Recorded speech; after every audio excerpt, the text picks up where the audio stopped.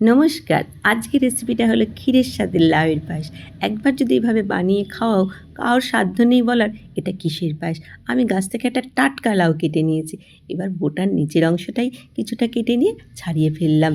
তো সেটাকে piece piece করে একটা পরিষ্কার জলে এটাকে ধুয়ে নিয়েছি। এবার একটা গ্রেটারের সাহায্যে এটাকে পুরো লাউটাকে গ্রেট করে নিয়েছি। আমি বোটার নিচের অংশটাই নিয়েছি, যাতে এতে কোনো দানা ব্যবহার করা যাবে না। পুরো লাউটাকে গ্রেট করে নিয়েছি। এবার হাত দিয়ে চেপে চেপে লাউয়ের রসটাকেও বার করে নিয়েছি। টাটকা লাউ ছিল, তাই অনেকটাই রস বেরিয়েছে।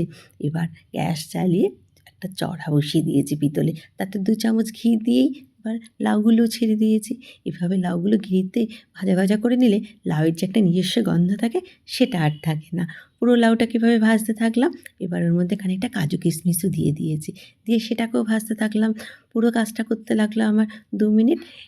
নিভে আঁচে কাজটা করলাম। পুরো লাউটাকে তুলে ফেললাম একটা বাটিতে। এদিকে 1 লিটার দুধ আমি আনিয়ে রেখেছিলাম। সেই 1 লিটার দুধকে জাল দিতে বসিয়ে দিলাম।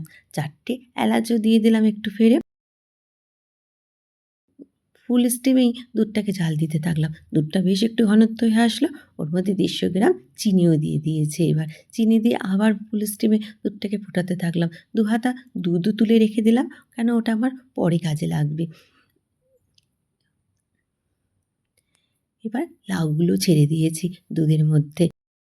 দুধ আর লাউ দুটোই ফুটতে থাকলো।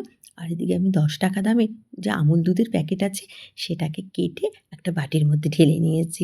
পুরো দুধটাকে ঢেলে নিলাম, আর যে দুধটা তুলে রেখেছিলাম সেটাকেও দিয়ে পুরো দুধটাকে গুলিয়ে ফেললাম। এদিকে পায়েসটাও হয়ে এসছে।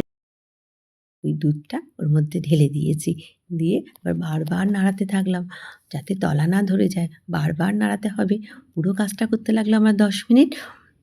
বেশ ঘনত্ব হয়ে গেল, গ্যাসটা বন্ধ করে দিলাম। সবাইকে পরিবেশন করলাম। সবাই তো খেয়ে বলল ফ্যান্টাস্টিক হয়েছে। কেউ বুঝতে পারল না এটা কিসের পায়েস। কেউ বলে চুষি, কেউ বলে সেমই, কেউ বলে চালের পায়েস। একবার বানিয়ে খেয়ে দেখো, মুখে লেগে থাকবে। বারবার খেতে ইচ্ছে করবে।